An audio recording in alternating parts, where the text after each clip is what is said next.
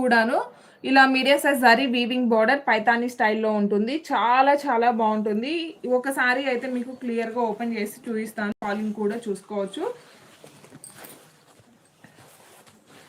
So ఒక గ్రాండ్గా ఒక బనారస్ పట్టు సారీ ఎలా అయితే ఉంటుందో అలా ఉంటుందండి.